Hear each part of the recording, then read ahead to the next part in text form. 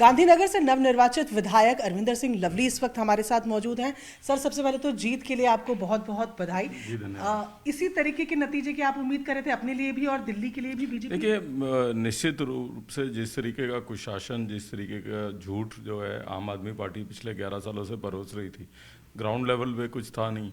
और दिल्ली के लोग बड़ी चीज़ों को तो छोड़ दीजिए, अपनी बुनियादी समस्याओं के लिए तरस रहे थे।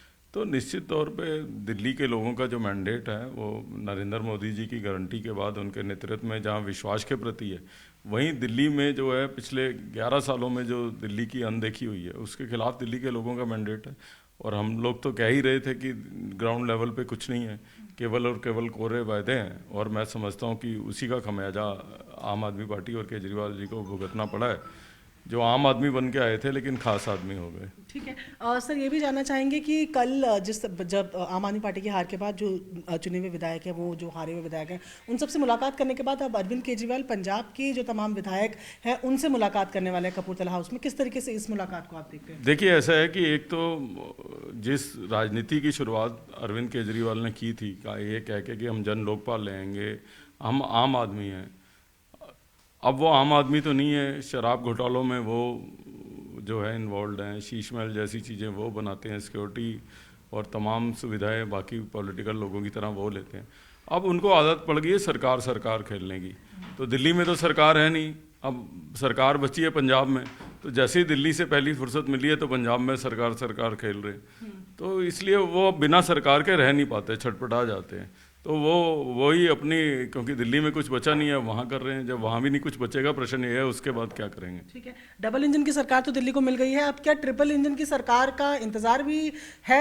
एमसीडी में भी जिस तरीके से आपके नंबर अब, क्योंकि विधायकों के बढ़ने से 14 एमएलए का भी वोट बढ़ गया, मेयर बनाने की तैयारियां भी रहेंगी। देखिए, प्रश्न वो नहीं है। प्रश्न ये है कि दिल्ली के लोगों ने नरेंद्र मोदी जी के नेतृत्व में अपना विश्वास व्यक्त किया है, नरेंद्र मोदी जी की गारंटी में अपना विश्वास व्यक्त किया है। कोई भी व्यक्ति, कोई भी लीडर अगर ये समझे कि वो कोई बहुत बड़ा लीडर है, तो लोगों ने नरेंद्र मोदी जी के नेतृत्व में विश्वास करके बीजेपी को वोट दिया है। एज अ बीजेपी कार्यकर्ता अब हमारा फ़र्ज़ सबसे इम्पॉर्टेंट ये है कि जिस उम्मीद के साथ दिल्ली के लोगों ने हमको वोट किया, उसको हम उतनी उम्मीद के साथ डिलीवर करके भी दें। चैलेंजेस छोटे नहीं हैं दिल्ली के।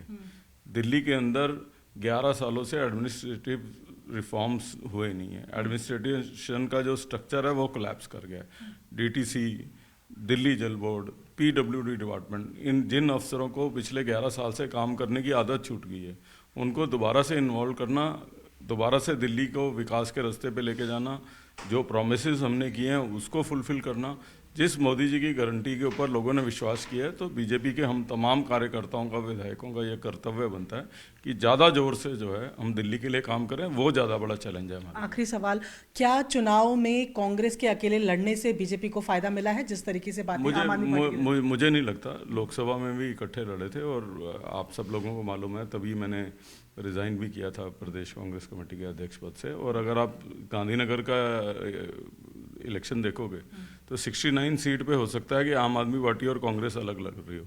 70वीं सीट पे तो कैंडिडेट ही उन्होंने आप पार्टी के कहने से दिया था, जिसने अपना पैम्फलेट भी ठीक से नहीं छपाया। और मोदी जी का जो नारा है सबका साथ सबका विकास, अगर आप गांधीनगर का इलेक्शन पोलिंग बूथ वाइज आप स्टडी करोगे तो आप पाओगे कि क्योंकि बड़ी संख्या में अल्पसंख्यक समुदाय जो है गांधीनगर के अंदर रहता है, कांग्रेस से ज़्यादा मुस्लिम वोट जो है वो भारतीय जनता पार्टी को पड़ा है।